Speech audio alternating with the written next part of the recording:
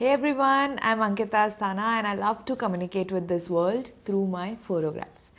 I started the wedding photography and filming company called Wedding Nama.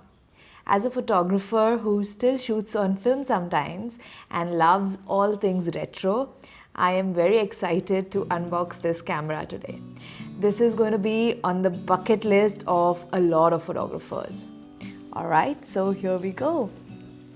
A bluish grey box for a change. I love the letter Z on it. Let's unbox it, shall we? The warranty card and another warranty card for the lens and the user manual. And here's the lens, which is a 28mm 2.8. I love the black and silver look. Let's keep it here. Let's see what else. Here's the battery. ENEL25. I think it's the same one that is used with the Z50. The charger. Alright, here's the camera itself. Ooh, stylish, isn't it? And it's very lightweight. Ooh, gorgeous. Let me keep this camera here. Let's remove some of this and then we'll talk more about it.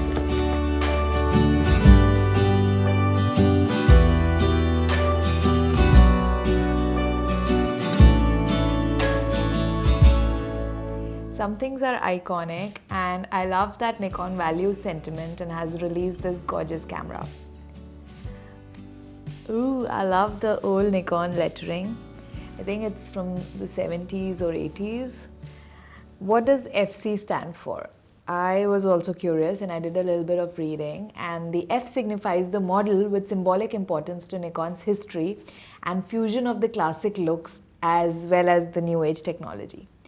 And the C conveys how Nikon wants this camera to be used by anyone, everywhere, casually. Look at these control dials.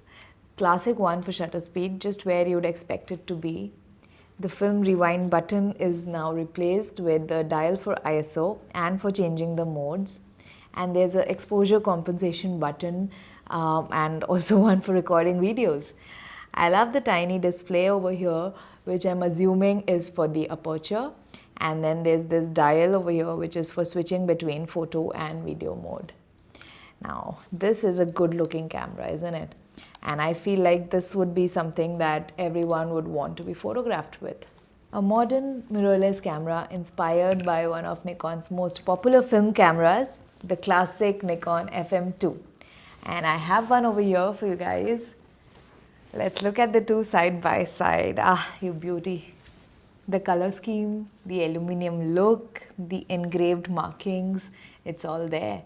The texture of the material used on the body, the manual shutter and ISO dials. The ISO on the ZFC goes up to 51,200. On film, I have shot at maximum ISO of 3,200. Can anyone tell me why the FM2 didn't have a dial for the ISO? Just this little window that showed the current ISO? Yes, that is correct. The ISO was dependent on the film that you were using, and this display was just a reminder of which film you had loaded. So you just, if you'd loaded a 400 ISO film, you'd just move it here and leave it like that, just as a reminder. I have learned photography on this camera, the FM2. It's a classic.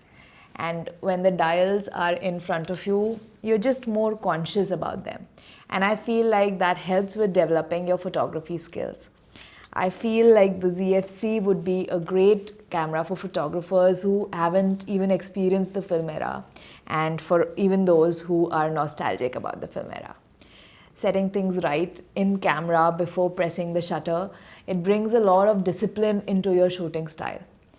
Putting more thought into what you are creating before you make a photograph. So I'm going to love all these manual buttons on the ZFC. All right. Let's turn this over. The circular eyepiece. When you look at the back of the camera, that is when you realize that this is a digital camera. Let's open this display. Okay, all right. And It turns! Oh, finally something we had all been waiting for. A vari-angle monitor.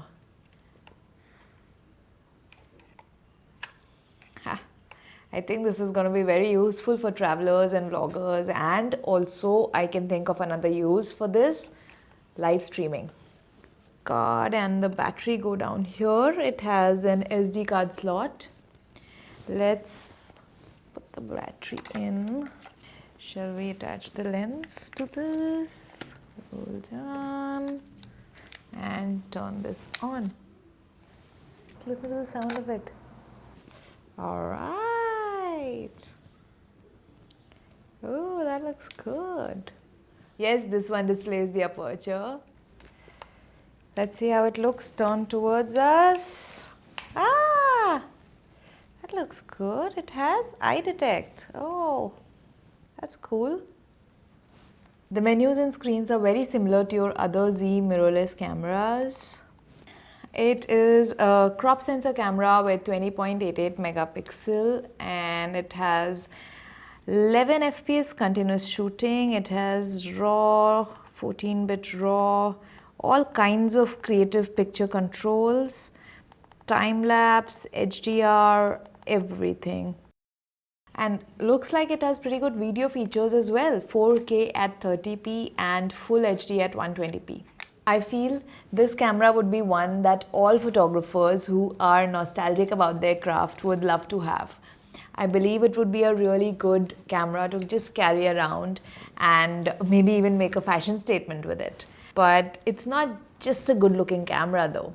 It has amazing features too, which will be useful for photographers who shoot every day, who travel, who create content, who basically use photography to express themselves. And enough talking now, I am going to go make some photographs with this beauty. Until next time, stay safe, stay inspired.